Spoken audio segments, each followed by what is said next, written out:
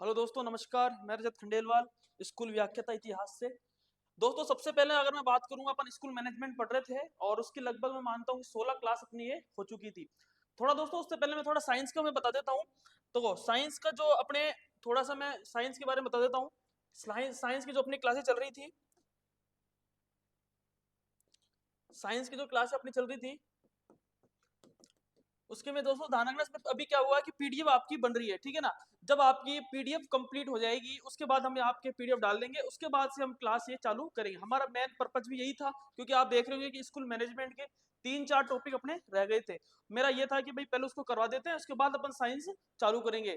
तो आपको जल्द ही यानी 2 या 3 क्लास के अंदर आप देखोगे स्कूल मैनेजमेंट हो जाएगी। और उसके जस्ट बाद में पीडीएफ हमारी तैयार हो चुकी है, और जैसे पीडीएफ तैयार होगी तो आप उससे पहले पीडीएफ डाल देंगे, और उसके बाद हम प्रतीक जी के द्वारा आपको साइंस अच्छे से करवाई जाएगी। दोस्तों ध्यान रख लेना, ये साइंस का ही अपना रहेगा, उसके बाद आपकी रेगुलर साइंस आपकी चलेगी। तो मेरा पर्पज यही था कि सबसे पहले स्कूल मैनेजमेंट की क्लास से आपको करवाना था। तो दोस्तों, आज का टॉपिक आप देख रहे होंगे।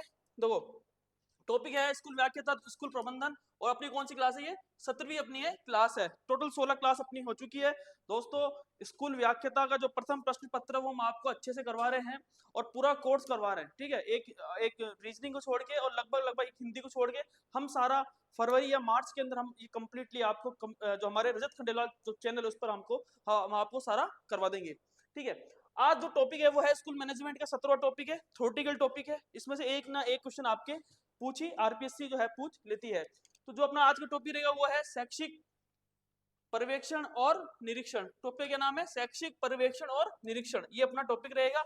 अब थोड़ा अपन एक बार वापस से पहले रिवीजन, अपन पहले थ्योरी पढ़ेंगे, थ्योरी के साथ में अपन वापस रिवीजन करेंगे, और रिवीजन के साथ में अपन वापस क्वेश्चंस करने की कोशिश अपन करेंगे। दोस्तों स्टार्ट करते हैं। टॉपिक का नाम है शैक्षिक पर्यवेक्षण और निरीक्षण। देखो, हाँ, ये टॉपिक है अपने, और इस टॉपिक को अपन अच्छे से करेंगे। शैक्षिक निरीक्षण व पर्यवेक्षण। स्कूल मैनेजमेंट का क्लास नंबर कौन सी है? क्लास नंबर है 17वीं। कौन सी क्लास है? 17वीं ये अपनी क्लास है। तो स्टार्ट करते हैं। देखो, हाँ, टॉपिक है ये लिखा हुआ शैक्षिक निरीक्षण होता क्या है। तो होता क्या है कि किसी व्यक्ति का अवलोकन करना व उसकी क्या करना, जांच करना, ये क्या कहलाता है? शैक्षिक निरीक्षण कहलाता है। दोस्तों, अपन ये जो टॉपिक पढ़ रहे हैं ये शैक्षिक के रूप से पढ़ रहे हैं, क्योंकि अपन स्कूल मैनेजमेंट पढ़ रहे हैं। तो टॉपिक का नाम भी क्या है? शैक्षिक निरीक्षण है। और बाद में उसका क्या करेंगे? पर्यवेक्षण करेंगे। क्या करेंगे? उसका पर्यवेक्षण करेंगे। निरीक्षण का मतलब क्या होता है? उसकी जांच करना। क्या होता है? जांच करना या उसका अवलोकन करना। और शिक्षा संबंधित होगा तो शिक्षा संबंधी कार्यों का अवलोकन करना ही क्या कहलाता है? शैक्षिक निरीक्षण कहलाता है। अब दोस्तों, परिभाषा अपन बात करें, कौन कौन सी परिभाषा। सबसे पहले वेबस्टर की परिभाषा है कि निरीक्षण का अर्थ किसी भी व्यक्ति की जांच करना होता है। क्या होता है? किसी भी व्यक्ति क्या करना होता है? उसका क्या करना है? निरीक्षण करना है। क्या करना है? निरीक्षण करना है, जांच करना है, ठीक है। आप देखोगे कि जैसे ही आप स्कूल के अंदर व्याख्याता बनकर जाओगे तो आपके सामने अधिकारी आएंगे, सीबीओ साहब आएंगे, ठीक है, एसीबीओ साहब आएंगे, और जो बड़े जो उच्च अधिकारी वो आएंगे और स्कूल का क्या करेंगे? वो निरीक्षण करेंगे। क्या करेंगे? स्कूल का क्या करेंगे? निरीक्षण करेंगे, जांच उसका अवलोकन करेंगे, उसकी क्या करेंगे? जांच करेंगे। फिर दोस्तों, बटन ने क्या कहा कि शिक्षा निरीक्षण का उद्देश्य शिक्षण में क्या करना है? उन्नति करना है। ये किसका है? वेब स्टर का। तो निरीक्षण का किसी व्यक्ति को क्या करना है? जांच करना है। जबकि बटन कहते हैं शिक्षा निरीक्षण का उद्देश्य शिक्षण में क्या करना है? उन्नति करना है। दोस्तों, कुल मिला के बात यह है कि शैक्षिक निरीक्षण क्या कहलाता है? आप देखोगे शैक्षिक निरीक्षण का मतलब एक ही है। आप देखोगे कि उसकी जांच करना, क्या करना? अवलोकन करना और उसकी जांच करना। अवलोकन वह जिसकी वह जांच करना, जांच करना, ये क्या कहलाता है? हम देखेंगे शैक्षिक निरीक्षण कहलाता है, और शिक्षा संबंधी जो अवलोकन है शिक्षा वो कहलाता है। और वेबस्टर की परिभाषा है निरीक्षण का अर्थ किसी भी व्यक्ति का करना, जांच करना है। सेकंड देखेंगे बर्टन, शिक्षा निरीक्षण का उद्देश्य शिक्षण में क्या करना? उन्नति करना ही क्या कहलाता है? हम देखते हैं कि शैक्षिक निरीक्षण कहलाता है। नेक्स्ट अपन देखेंगे शैक्षिक निरीक्षण का उद्गम व विकास, ठीक है। शैक्षिक निरीक्षण का उद्गम व विकास कैसे हुआ? सबसे पहले अपन देखते हैं निरीक्षण का उद्भव कहां से हुआ था? इंग्लैंड से हुआ था। कहां से हुआ था? निरीक्षण का उद्भव इंग्लैंड से हुआ था। और भारत में निरीक्षण के इतिहास का आरंभ हम देखेंगे वुड डिस्पैच, जो अपन देखे थे वुड डिस्पैच घोषणा पत्र 1854 के अंदर आया था। उसकी संस्तुति के बाद ही क्या होता है? प्रारंभ होता है। दोस्तों ध्यान रखना, भारत के अगर मैं बात करूंगा निरीक्षण, तो निरीक्षण का उद्भव कहां से स्टार्ट हुआ था? निरीक्षण का जो उद्भव था कहां से स्टार्ट हुआ था? इंग्लैंड से। कहां से? इंग्लैंड से। अगर मैं भारत की बात करूंगा तो भारत के अंदर अपन देखेंगे कि 1854 के अंदर एक वुड डिस्पैच आया था। 1854 के अंदर वुड डिस्पैच आया था, वुड डिस्पैच घोषणा पत्र, वुड डिस्पैच घोषणा पत्र। इसी के बाद से हम देखते हैं कि निरीक्षण की जो है संस्तुति स्टार्ट होती है। और दोस्तों ध्यान रखना, इस वुड डिस्पैच के अंदर सबसे पहले हम देखेंगे महिला शिक्षा की बात की गई। किसकी बात कर गई थी? महिला शिक्षा की बात की गई, ठीक है, महिला शिक्षा की बात की गई। शिक्षक प्रशिक्षण की बात की, यानी बीएड एमएड की बात की गई। शिक्षक प्रशिक्षण की बात की गई, शिक्षक प्रशिक्षण यानी बीएड और एमएड की बात की गई। शिक्षक प्रशिक्षण यानी बीएड व एमएड की बात की गई, बीएड व एमएड। दोस्तों ध्यान रखना कि हम देखते हैं कि जो शिक्षण जो प्रशिक्षण है, जो बीएड जो एमएड करते हैं अपन, और किसके बाद में 1854 के तो वुड डिस्पैच के अंदर क्लियर मेंशन दे रखा है। तकनीकी शिक्षा की बात, किसकी? तकनीकी शिक्षा की बात की गई, तकनीकी शिक्षा की बात की गई, तकनीकी शिक्षा की बात की। दोस्तों ये था शैक्षणिक निरीक्षण का उद्भव। हम देखेंगे कहां से हुआ था? इंग्लैंड से हुआ था। जबकि हम देखेंगे भारत के अंदर से वुड डिस्पैच के बाद में सारा 1854 की संस्तुति के बाद में प्रारंभ होता है। उसके बाद देखते हैं शिक्षक निरीक्षण के उद्देश्य। तो पहला है बेहतर शिक्षक तैयार करना। दोस्तों यही पहला पॉइंट है, क्योंकि अब अपन देखते हैं कि निरीक्षक, अगर स्कूल के अंदर कोई भी टीचर आएगा तो उसका एक ही लक्ष्य होगा कि बेहतर शिक्षक तैयार करना। जैसे अपन देखेंगे, क्योंकि वो शिक्षक आएगा और जब स्कूल में पढ़ाएगा तो एक अच्छे स्टूडेंट भी बनेंगे। कुल मिलाकर बात दोस्तों यह है कि बेहतर शिक्षक क्या करना? तैयार करना। सेकंड, शिक्षण अधिगम प्रक्रिया स्कूल की उपलब्धियों का मूल्यांकन करना।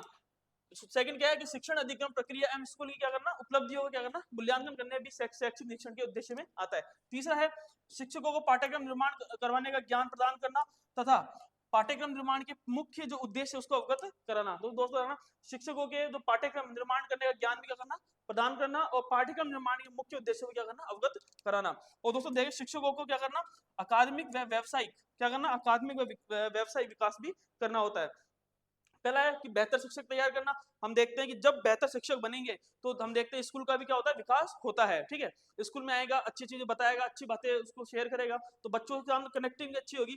तो कुल मिला के बाद दोस्तों है कि अगर शिक्षक अच्छे होंगे तो बच्चे भी उसके इस स्कूल एक मैनेजमेंट के रूप में एक अच्छी चलेगी। तो पहला पॉइंट यह है बेहतर शिक्षक तैयार करना। सेकंड, शिक्षक अधिगम प्रक्रिया होती है और स्कूल की जो उपलब्धि है उसको क्या करना? मूल्यांकन करना। तीसरा है कि शिक्षकों को क्या करना? पाठ्यक्रम निर्माण करवाने का ज्ञान प्रदान करना, ताकि पाठ्यक्रम निर्माण के मुख्य उद्देश्य भी क्या कर अवगत कराना। फोर्थ है कि शिक्षकों को अकादमिक व व्यावसायिक विकास भी इसका करना होता है। नेक्स्ट देखते हैं, हाँ, विद्यालय के संदर्भ में समाज को जानकारी देना। छठा है विद्यालय के अनुदानों का प्रभावी उपयोग सुनिश्चित करना। और सातवां है विद्यालय प्रबंधन की प्रशासनिक गुणवत्ता में भी क्या करना? सुधार करना। प्रशासनिक जो है गुणवत्ता में भी क्या करना? सुधार करना। दोस्तों ये थे 7 पॉइंट। एक बार वापस से देख लेते कौन कौन से पॉइंट है। तो सबसे पहले है शैक्षिक निरीक्षण के उद्देश्य में बेहतर शिक्षक तैयार करना। सेकंड है शिक्षण अधिगम प्रक्रिया व स्कूल की उपलब्धि में क्या करना? उसका मूल्यांकन करना। तीसरा है शिक्षकों को क्या करना? पाठ्यक्रम निर्माण करवाने के अंदर क्या करना? ज्ञान देना, प्रदान करना तथा पाठ्यक्रम निर्माण के क्या करना? मुख्य उद्देश्य को क्या करना? अवगत कराना। फोर्थ है शिक्षकों को अकादमिक व व्यवसायिक क्या करना? विकास करना। पांचवा पॉइंट है अपन देखते हैं विद्यालय के अंदर समाज के बारे में संदर्भ जानकारी बताना। छठा है कि विद्यालयों के अनुदानों का भी प्रभावी उपयोग सुनिश्चित करना। ठीक है, स्कूल के अंदर अपन देखते हैं जो भी अनुदान आते हैं उसको भी क्या करना? प्रभावी उपयोग करना और उसका सुनिश्चित करना। सातवां है कि विद्यालय प्रबंधन की जो प्रशासनिक गुणवत्ता के अंदर भी हम देखते हैं सुधार करने का कार्य हम देखते हैं कि जो शिक्षक निरीक्षण के अंदर ये आता है। आगे चलते हैं, विशेषताएं। ठीक है, शिक्षक की विशेषता पहला है शैक्षिक निरीक्षण एक सूचना प्रदायी प्रक्रिया है। पहली चीज क्या है? एक प्रकार से क्या है? ये सूचना प्रदायी प्रक्रिया है। सेकंड, शैक्षिक निरीक्षण औपचारिक तथा समयबद्ध क्रिया है। क्या है? औपचारिक तथा समयबद्ध क्रिया है। तीसरा, शैक्षिक निरीक्षण से शैक्षिक तो ही साथ में गैर शैक्षिक जो कर्मचारियों के साथ मध्य सहयोग की भावना को क्या करना? विकास होता है। ठीक है, शैक्षिक निरीक्षण क्या होता है? शैक्षिक व गैर शैक्षिक कर्मचारियों के मध्य भी जो सहयोग की भावना क्या होता है? विकास होता है। नेक्स्ट देखते हैं, शैक्षिक निरीक्षण से कार्मिकों में नैतिकता व अनुशासन में विकास होता है। क्योंकि हम देखते हैं जैसे अगर कोई स्कूल के अंदर कोई भी जांच करने आएगा, कोई भी जो अधिकारी जांच करने आता है, तो अगर जब वो आएगा तो उससे क्या होगा? कार्मिकों के अंदर क्या होगा? एक प्रकार से नैतिकता होगी और अनुशासन में उसका विकास होगा। तो दाना जब भी कोई अधिकारी आएगा तो उसका डर इतना होगा कि जैसे स्कूल में आएगा तो उसका पूरा माहौल ही एक प्रकार से कार्मिकों के अंदर नैतिकता व क्या होगा? अनुशासन में विकास होगा। फिर इसमें निरीक्षण गण जो है सभी पक्षों पर रिपोर्ट तैयार करते हैं, जिसमें वस्तु स्थिति की जो समीक्षा तथा कमियों का अनियमितता का भी उल्लेख ये करते हैं। और दोस्तों निरीक्षण नियोजन क्या है? एक प्रकार से पार्ट होता है, यानी प्लानिंग का भी हम देखेंगे निरीक्षण एक प्रकार से पार्ट होता है। दोस्तों ये था 6 पॉइंट अपन ने करवा दिए हैं। देखो, हाँ, वापस से देख लेते हैं एक बार विशेषता है। सबसे पहले हम देखेंगे कि शैक्षिक निरीक्षण, निरीक्षण का मतलब क्या होता है? अवलोकन व जांच करना। ठीक है, कोई भी हम देखेंगे कि शैक्षिक निरीक्षण का एक प्रकार से क्या है? सूचना प्रदायी है प्रक्रिया है। शैक्षिक निरीक्षण औपचारिक भी है तथा समयबद्ध क्रिया है। तीसरा, शैक्षिक निरीक्षण से शैक्षिक तो ही साथ में गैर शैक्षिक कर्मचारियों के मध्य भी सहयोग की भावना क्या होता है, विकास होता है। उसके बाद अपन देखते हैं सबसे पहले शैक्षिक निरीक्षण से कार्मिकों में नैतिकता व अनुशासन भी बढ़ता है, विकास होता है। और इसमें निरीक्षण गण, ठीक है, जब मान लो कोई भी निरीक्षण गण यहाँ पे आएगा और उसके सभी पक्षों पर अपनी रिपोर्ट तैयार करते हैं और जिसमें वस्तु स्थिति की समीक्षा कर तथा कमियों को कमियों को व अनियमितताओं को भी क्या करते हैं, एक प्रकार से उल्लेख करते हैं। और लास्ट पॉइंट दोस्तों, निरीक्षण प्लानिंग का भी एक भाग होता है। 6 पॉइंट थे। हाँ दोस्तों, ये हुआ कंप्लीटली। एक बार वापस से अपन रिवीजन कर लेते हैं। देखो वापस से एक बार अपन निरीक्षण के बारे में अच्छे से समझ लेते हैं। हाँ, ये टॉपिक है निरीक्षण में पर्यवेक्षण। शैक्षिक निरीक्षण वही किसी व्यक्ति का अवलोकन करना, उसकी जांच करना होता है। और शिक्षा यानी शिक्षा संबंधित कार्यों का अवलोकन होता है। परिभाषा है वेबमिस्टर की। सबसे पहले निरीक्षण का अर्थ किसी भी व्यक्ति क्या करना होता है, जांच करना होता है। और बटन साहब कहते हैं कि शिक्षा निरीक्षण का उद्देश्य शिक्षण में क्या करना है, उन्नति करना है। नेक्स्ट है उसके बाद में शैक्षिक निरीक्षण का हम देखते हैं जो है उद्भव होता है कहां से होता है, इंग्लैंड से होता है। जबकि भारत के अंदर अपन देखेंगे 1854 के अंदर वुड डिस्पैच घोषणा के बाद में, ये संस्तुति के बाद में आता है। 1854 का जो वुड डिस्पैच है वो एक महिला शिक्षा को बढ़ावा देता है, शिक्षक प्रशिक्षण को बढ़ावा देता है और तकनीकी शिक्षा को हम देखते हैं ये बढ़ावा देता है। उसके बाद सारा ये काम स्टार्ट होता है। उसको दोस्तों अपन देखेंगे उद्देश्य बेहतर शिक्षक तैयार करना, ठीक है, अधिगम शिक्षण अधिगम प्रक्रिया, स्कूल की उपलब्धि का मूल्यांकन करना, शिक्षकों को पाठ्यक्रम निर्माण करवाने का ज्ञान प्रदान तथा पाठ्यक्रम निर्माण के मुख्य उद्देश्यों क्या करना, अवगत कराना। शिक्षकों को अकादमिक व व्यावसायिक शिक्षा क्या करना, विकास करना होता है। नेक्स्ट पॉइंट है विद्यालय के संदर्भ में समाज को क्या करना, जानकारी देना। विद्यालय के अनुदानों का भी क्या करना, प्रभावी रूप से सुनिश्चित करना। विद्यालय प्रबंधन की प्रशासनिक व गुणवत्तापूर्ण भी क्या करना, सुधार करना होता है। उसके बाद में अपने की विशेषता है, सबसे पहली विशेषता क्या है, सूचना देना, सूचना प्रदाय करना। क्या करना, सूचना प्रदाय करना। क्या करना, सूचना प्रदाय करना। सेकंड अपन देखेंगे औपचारिक तथा समयबद्ध करना, औपचारिक तथा समयबद्ध करना। क्या करना, औपचारिक व समयबद्ध करना। तीसरा अपन देखेंगे कर्मचारियों के मध्य सहयोग की भावना विकास करना, कर्मचारियों के प्रति कर्मचारियों के मध्य सहयोग की भावना का विकास करना, सहयोग की भावना का विकास करना। और कैसे हम देखेंगे, दोनों प्रकार से। कैसे, एक तो शैक्षिक रूप से भी और अशैक्षिक रूप से भी, शैक्षिक और गैर शैक्षिक, शैक्षिक व गैर शैक्षिक, ठीक है। पहला क्या है, सूचना देना, सूचना प्रदाय करना। सेकंड, औपचारिक समयबद्ध करना। तीसरा, कर्मचारियों के मध्य सहयोग की भावना का विकास करना। कैसे, शैक्षिक और गैर शैक्षिक। चौथा है अपन देखेंगे कर्मचारियों में नैतिकता व अनुशासन का विकास होता है। निरीक्षण से कार्मिकों में नैतिकता, कार्मिकों में क्या करना, नैतिकता व अनुशासन में विकास होता है, ठीक है। पांचों अगर देखेंगे कि सभी पक्षों की रिपोर्ट लेना, उसमें वस्तुस्थिति की समीक्षा करना, कमियों का अनियमितताओं को क्या करना, उल्लेख करना। और निरीक्षण नियोजन का एक भाग, यानी एक प्रकार से प्लानिंग का भी क्या होता है, एक प्रकार से भाग होता है। तो ये था अपन ने देखा निरीक्षण। अब अपन देखते हैं पर्यवेक्षण, सुपरविजन। ये देखना, उसको देखना। परीक्षण यानी एक प्रकार से अपन देखेंगे उच्च दृष्टि। क्या होता है, उच्च दृष्टि यानी चारों ओर से क्या करना, समन्वय देखना, ठीक है, समन्वय देखना। ये चारों ओर उच्च दृष्टि, कुल मिला बस दोस्तों इसका अर्थ क्या होता है, उच्च दृष्टि, विजन दृष्टि, ठीक है। और अलौकिक दृष्टि, असाधारण दृष्टि, सुपर, ठीक है, ये होता है देखना, पर्यवेक्षण करना, सुपरविजन। अब देखेंगे शैक्षिक पर्यवेक्षण, शिक्षा के क्षेत्र में किया जाने वाला पर्यवेक्षण शैक्षिक पर्यवेक्षण कहलाता है। और अवलोकन प्लस सुझाव, क्या है, अवलोकन प्लस सुझाव। दोस्तों शैक्षिक पर्यवेक्षण का शिक्षकों को सीखने की परिस्थितियों और छात्रों की उन्नति से गहरा संबंध होता है, ठीक है। जो पर्यवेक्षण होता है, ठीक है, जो हम देखते हैं जो उच्च दृष्टि होती है उसका शिक्षकों सीखने की परिस्थितियों तथा छात्रों की उन्नति से क्या होता है, गहरा संबंध भी होता है। और विद्यालय के अगर चहुमुखी विकास दिशाओं का ध्यानपूर्वक अवलोकन करना व विकास के लिए क्या करना, जो उपयुक्त हो सकता है उसको क्या करना, सुझाव देना, हम देखते हैं शैक्षिक पर्यवेक्षण कहलाता है। तो कुल मिला के बात यह है कि विद्यालय की जो भी दिक्कतें, चहुमुखी दिशा है या फिर ध्यानपूर्वक अवलोकन करना और उनको देखकर और फिर क्या करना, एक प्रकार से उपयुक्त जो अपन से सुझाव हो सकते हैं वो क्या करना, सुझाव देने का कार्य हम देखते हैं शैक्षिक पर्यवेक्षण के अंदर ये आता है। उसके बाद इसकी आवश्यकता क्यों पड़ी, सबसे पहले वही इसकी आवश्यकता, पहला है शिक्षा का अधिगम प्रक्रिया के विकास हेतु इसकी आवश्यकता पड़ी। सेकंड, शिक्षकों में स्वतंत्र रूप से कार्य करने की भावना का विकास होता है, इसके लिए आवश्यकता पड़ी। अध्यापकों की कार्य कुशलता बढ़ाना भी इसका आवश्यकता है। फोर्थ है कि विद्यालयों में उत्पन्न कुप्रवृत्तियों को भी क्या करना, रोकना। इसका ये क्योंकि अवलोकन जब उच्च दृष्टि होगी टीचर की, तो वो सब चीजें इन चीजों को देखकर भी क्या करता है, सब अवलोकन करता है और फिर उसकी जांच करता है। जांच के बाद में क्या करता है, उसका हम देखते हैं एक प्रकार से जो सही है वो सही बताता है, जो बुरा है उसको गलत बताता है। तो एक प्रकार से हम देखेंगे इसकी भी आवश्यकता पड़ती है। विद्यालय का वातावरण सुधारने में हम देखते हैं कि इसकी आवश्यकता होती है, और शैक्षिक संस्थाओं के प्रशासन में प्रजातांत्रिक सिद्धांतों को भी समुचित प्रयोग करता है। तो ये 6 पॉइंट से आवश्यकता है, 6 पॉइंट, ठीक है। नेक्स्ट देखेंगे विशेषता है वही, ठीक है। शिक्षण अधिग्रहण प्रक्रिया में क्या करना, सुधार करना होता है। मैत्रीपूर्ण प्रजातांत्रिक वातावरण पैदा करना होता है। नीति निर्धारण का कार्य हम देखते हैं कि इसका ही होता है। नेतृत्व प्रदान करना होता है। व्यावसायिक समस्याओं क्या करता है, निराकरण करने का होता है। और छठा है विद्यालय में अंत्यक्रिया में भी क्या करना है, सुधार करना होता है। और सातवां है संपूर्ण शैक्षिक संरचना का भी क्या होता है, विकास करना होता है। तो सात ही अपने पॉइंट्स दे गए हैं, किसके, ये शैक्षिक पर्यवेक्षण के। पर्यवेक्षण मतलब होता है उच्च दृष्टि बनाए रखना, ठीक। कैसे, जब उच्च दृष्टि होगी ना, तो व्यक्ति आप देखोगे कि जैसे मान लो मैं स्कूल के अंदर प्रिंसिपल हूँ, तो मैं क्या करूंगा, एक प्रकार से हर चीज में देखूंगा, जांच तो करूंगा ही, साथ में उसका अवलोकन करके मैं जो सही है उसको सही बताऊंगा।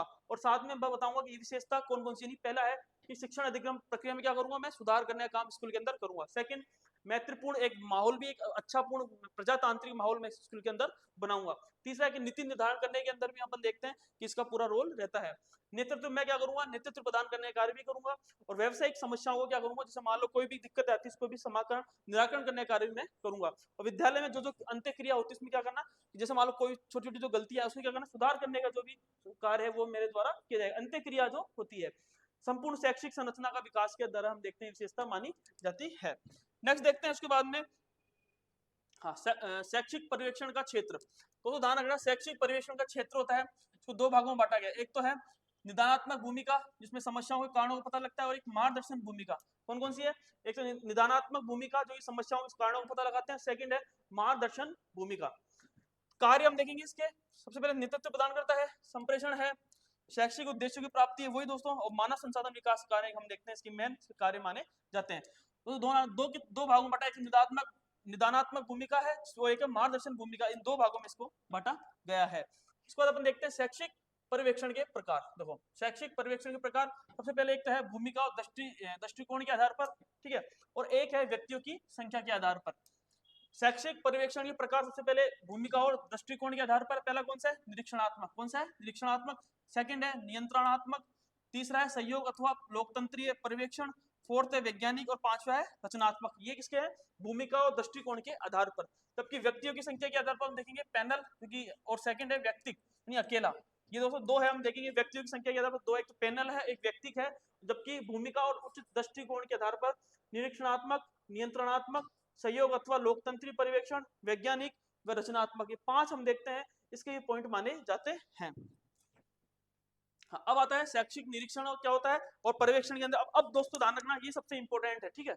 आप जो समझने का प्रयास करोगे कि निरीक्षण और पर्यवेक्षण के अंदर अंतर क्या है, तो अगर ये टेबल को आप अच्छे समझ जाते हो तो आपको पूरा ओवरऑल पूरा समझ में टॉपिक आ जाएगा। सबसे पहले अपन देखते हैं शैक्षिक निरीक्षण। देखो शैक्षिक निरीक्षण केवल विद्यालय की कमियों पर क्या करता है, ढूंढने का कार्य करता है। क्या करता है, केवल विद्यालय की जो कमी है उसको ढूंढने का कार्य करता है। जबकि हम देखते हैं इसका संबंध विद्यालय की संपूर्ण व्यवस्था से होता है। ये सिर्फ क्या होता है कि कमियों को ढूंढने का कार्य करता है, जबकि ये देखेंगे कि ये विद्यालय की संपूर्ण व्यवस्था से ये होता है। सेकंड, इसका उद्देश्य केवल आंकड़ों तथ्यों की जानकारी व सूचना प्राप्त करना होता है। जबकि हम देखेंगे इसका साथ में संबंध आंकड़ों तथ्यों की जानकारी सूचना प्राप्त करने के साथ साथ इसके अंदर उपयुक्त निर्देशन का कार्य भी इसके अंदर किया जाता है, और वह सुझाव इसके अंदर भी क्या दिए जाते हैं, सुझाव भी इसके अंदर दिए जाते हैं। दोस्तों पहला पॉइंट क्या है, केवल इसके अंदर कमियों को देखा जाता है, जबकि उसमें पूरी व्यवस्था उसके अंदर होती है। सेकंड है, इसमें केवल आंकड़े तथ्यों की जानकारी और सूचना प्राप्त करना होता है, जबकि इसके अंदर तथ्यों की जानकारी तो है ही, आंकड़े तो है ही, और साथ में हम देखते हैं कि सूचना प्राप्त करने के साथ साथ में उपयुक्त जो निर्देशन भी देने हो सकते हैं वो भी इसके अंदर हम देखते हैं दिए जाते हैं। यह तीसरा, यह अल्पकालीन होता है। क्या होता है, यह अल्पकालीन होता है, जबकि यह प्रतिदिन के कार्यों की देखभाल को समयबद्ध व्यक्तियों की कुशलता के विकास से क्या करता है, संबंधित होता है। नेक्स्ट देखते हैं, हाँ, चौथा है निरीक्षण विधि अधिकारी के। क्या है, विधि अधिकारी के। जबकि हम देखते हैं कि शैक्षिक पर्यवेक्षण लोकतंत्रीय, सहयोगी व प्रेम की भावना से परिपूर्ण होता है, ठीक है। इसमें सहायता व उत्तरदायित्व की भावना का अभाव होता है, जबकि इसमें देखेंगे कि इसमें दोनों तत्व क्या होते हैं, इस पर आधारित होते हैं, यानी यह सहायता एवं उत्तरदायित्व की भावना पर भी क्या होते हैं, आधारित होता है, जबकि इसके अंदर दोनों ये अभाव होते हैं। नेक्स्ट है ये केवल निरीक्षण का कार्य तक सीमित है, जबकि ये अध्ययन व विश्लेषण, तो इंपॉर्टेंट क्या है कि ये अध्ययन भी और फिर विश्लेषण का पर भी क्या करता है, ये बल देने का कार्य इसके द्वारा किया जाता है। और सातवां है यह प्राचीन अवधारणा पर आधारित है। किस अवधारणा पर? प्राचीन अवधारणा पर। तो इसमें नकारात्मक दृष्टिकोण पर भी आधारित है। किस पर? तो इसमें नकारात्मक दृष्टिकोण पर आधारित। जबकि अपन देखेंगे कि शैक्षिक पर्यवेक्षण अपेक्षाकृत नवीन अवधारणा है जो कि सकारात्मक, इसमें सकारात्मक हम देखते हैं कि दृष्टिकोण पर ये आधारित। दोस्तों ये था सातवां पॉइंट, ये अपन देखने का प्रयास किया।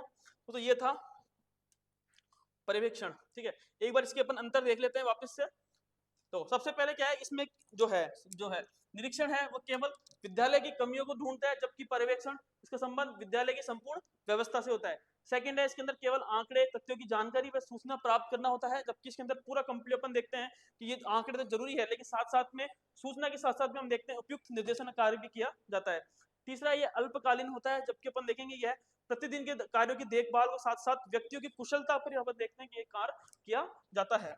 नेक्स्ट देखते हैं इसके बाद निरीक्षण क्या होता है, विधि आधिकारिक होता है, कि शैक्षिक पर्यवेक्षण लोकतंत्री होता है, सहयोगी भाव और प्रेम की भावना से पूर्ण होता है। इसके अंदर इसमें सहायता एवं उत्तरदायित्व की क्या होती है, अभाव होता है, जबकि इधर दोनों तत्व क्या होते हैं इसके अंदर आधारित होते हैं। यह केवल निरीक्षण कार्य तक सीमित है, जबकि ये विश्लेषण और अध्ययन पर भी ये सीमित नहीं है, जबकि बल देता है। सातवां है ये प्राचीन अवधारणा पर है और इसके अंदर इसमें नकारात्मक दृष्टिकोण पर आधारित, जबकि देखेंगे शैक्षिक पर्यवेक्षण अधिकतर हम देखेंगे इसके अंदर अपेक्षाकृत नवीन है। कौन सी धारणा है? नवीन अवधारणा। इसमें सकारात्मक दृष्टिकोण पर भी ये आधारित है। तो ये था। अब अपन थोड़े से क्वेश्चन अपन अच्छे से करने की कोशिश करते हैं। वो ये अपने क्वेश्चन है। अब ये अपन क्वेश्चन करने की कोशिश करते हैं। सुपरविजन शब्द का अर्थ है, तो ऑप्शन है कम दृष्टि, कठोर निरीक्षण, उच्च दृष्टि और सूक्ष्म दृष्टि। तो फटाफट बताइए इसका आंसर क्या होगा, आपको नजर आ रहा होगा। तो इसका आंसर हो जाएगा, हम देखेंगे उच्च दृष्टि। इसका आंसर आपको मैंने अच्छे से बताया है। सुपरविजन शब्द का अर्थ क्या होता है? उच्च दृष्टि। आगे चलते हैं। हाँ, शैक्षिक पर्यवेक्षण है। क्या है? शैक्षिक पर्यवेक्षण है संस्थान के विकास को गति देना, सुधार हेतु मूल्यांकन करना, शिक्षण उद्देश्यों विधियों तो सामग्री का चयन करना, या उपरोक्त सभी। तो दोस्तों मैंने बताया कि पर्यवेक्षण ही क्या निरीक्षण तो होता है सिर्फ क्या करना, जांच करना, और जबकि पर्यवेक्षण एक उच्च दृष्टि से देखा जाता है और उसके अंदर पूरा संस्थान को कैसे विकास हो, कैसे उसका मूल्यांकन हो और कैसे उसकी जो कमी है उसको निकाल सके, ये सारी चीजें अपन देखेंगे। तीनों इसके अंदर आंसर उपयुक्त सभी इसका आंसर हो जाएगा। क्या हो जाए? उपयुक्त सभी। नेक्स्ट देखते हैं शैक्षिक पर्यवेक्षक का उद्देश्य नहीं है। तीसरा है कि शैक्षिक पर्यवेक्षक का उद्देश्य नहीं है। हाँ, पहला है संस्थान का गुणात्मक विकास करना, संस्थान में नवाचारों में कमी करना, शिक्षकों की क्षमता का संवर्धन करना और संस्थान की गतिविधियों का मूल्यांकन करना। दोस्तों मैंने आपको अच्छे से बता रखा है कि जो पर्यवेक्षण का उद्देश्य कौन सा नहीं है। तो फटाफट बताइए इसका आंसर क्या होगा। आप देखोगे कि इसके अंदर संस्थान में नवाचारों में कमी करना, ये बिल्कुल गलत हो जाए, क्योंकि हम देखते हैं कि पर्यवेक्षण का ही अर्थ क्या होता है कि संस्थानों में नवाचार क्या करना, विकास करना होता है। नवाचार में क्या करना, विकास करना होता है, विकास करना। नेक्स्ट देखते हैं पर्यवेक्षण सिद्धांत किसमें अंतर्निहित है। पहला है पदसोपान में, ठीक है, समन्वय में, अभिप्रेरणा में और संचार में। फटाफट बताइए इसका आंसर क्या होगा।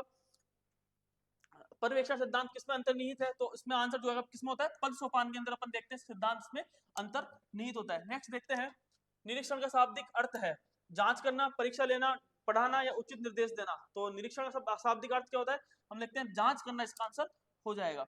नेक्स्ट है शैक्षिक पर्यवेक्षण की प्रकृति नहीं है। ठीक है, पर्यवेक्षण की कौन सी प्रकृति नहीं है। पहला है शिक्षण की कुशलता तथा बालकों की आवश्यकताओं का ज्ञान, सहायक सामग्रियों का निर्माण, शिक्षकों का व्यावसायिक नेतृत्व सहयोग और शिक्षकों के शिक्षण में सुधार नहीं। तो ध्यान रखना कौन सी पर्यवेक्षण में कौन सी प्रकृति नहीं है।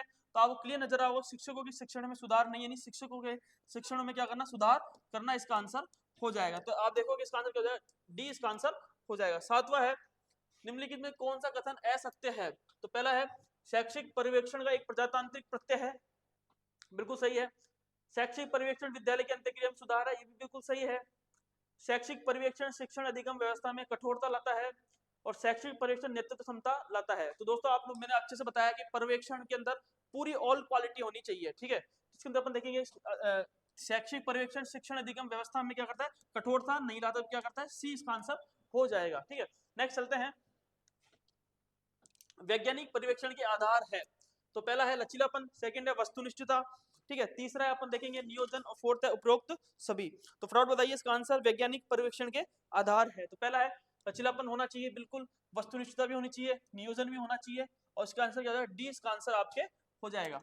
नेक्स्ट चलते हैं, निरीक्षण की प्रकृति है, ठीक है, निरीक्षण की प्रकृति पहला है, निरीक्षण का कार्य शिक्षकों की आलोचना करना होता है, निरीक्षण का स्वरूप संकुचित होता है, निरीक्षण में नेतृत्व का अभाव होता है, और उपयुक्त सभी कथन इसके अंदर सही है। फटाफट बताइए इसका आंसर क्या होगा।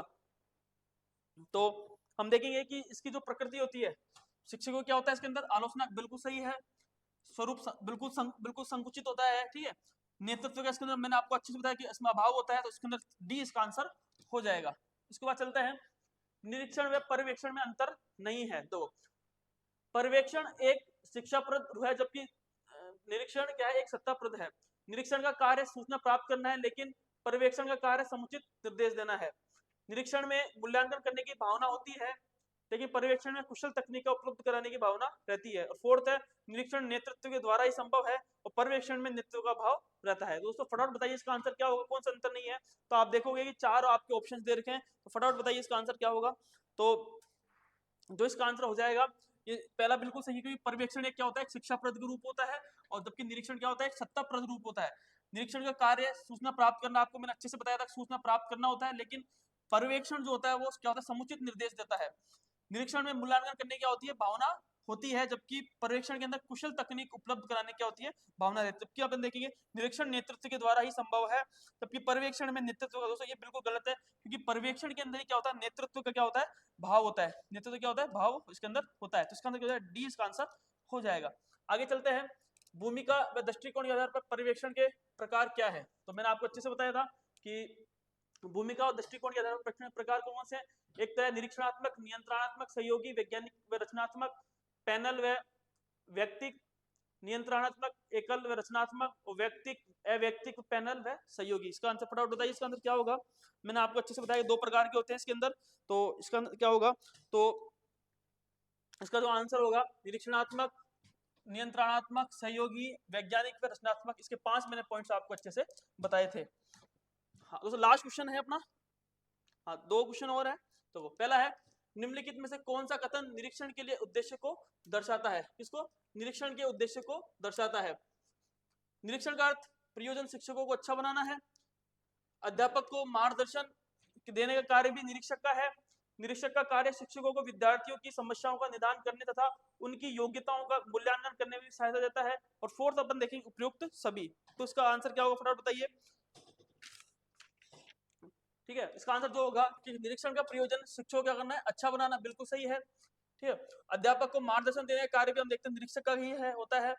निरीक्षण का कार्य शिक्षकों को विद्यार्थियों की समस्या को निदान करने तथा उसकी योग्यता तथा मूल्यांकन करने में सहायता प्रदान देना होता है। तो इसका आंसर उपयुक्त सभी इसका आंसर हो जाएगा। नेक्स्ट देखते हैं, शैक्षिक पर्यवेक्षक के कार्य है। दोस्तों लास्ट क्वेश्चन है, शैक्षिक पर्यवेक्षक के कार्य है। पहला है शिक्षण अधिगम प्रक्रिया का विकास करना, उचित अधिगम वातावरण का विकास करना, वित्त की व्यवस्था बिल्कुल गलत है, और शैक्षिक नीतियों का निर्माण करना, ये बिल्कुल गलत है। तो आप देखोगे जो पर्यवेक्षण कार्य होता है, एक निरीक्षण और पर्यवेक्षण 2 ही कार्य होते हैं। हम देखते हैं कि एक तो शिक्षण अधिगम प्रक्रिया विकास करना और अधिगम वातावरण का निभाना। तो एक और 2 इसका आंसर आपके हो जाएगा। दोस्तों ये टॉपिक्स था, और ये टॉपिक अपना ये पूरा होता है। तो इस टॉपिक के अंदर अपने पढ़ा शैक्षिक पर्यवेक्षण और निरीक्षण। दोस्तों ये बिल्कुल थ्योरेटिकल चैप्टर है, इसके अंदर आपको बस वो जो लास्ट में जो टेबल बताई थी वही आपको अच्छे इसके अंदर समझनी है। दोस्तों बने रहिए रजत खंडेलवाल परिवार के अंदर। आपको पूरा फर्स्ट ग्रेड का जो फर्स्ट पेपर है वो कम्प्लीटली आपको निःशुल्क के माध्यम से करवाया जा रहा है। साथ में आप देख रहे हो कि थ्योरी भी करवा रहे हैं, रिविजन भी करवा रहे हैं, और साथ में हम देखते हैं कि आपको कम्प्लीटली जो है एक बिल्कुल फर्स्ट ग्रेड का जो फर्स्ट पेपर है कम्प्लीटली कराने की कोशिश हम कर रहे हैं। तो दोस्तों बने रहिए। और साइंस की जो क्लास रह गई है वो जल्दी ही मिलेगी, क्योंकि आपको पहले पीडीएफ डाल देंगे और उसके बाद में आप देखोगे कि सारी क्लासें आपको मिल जाएगी। दोस्तों धन्यवाद, थैंक यू सो मच।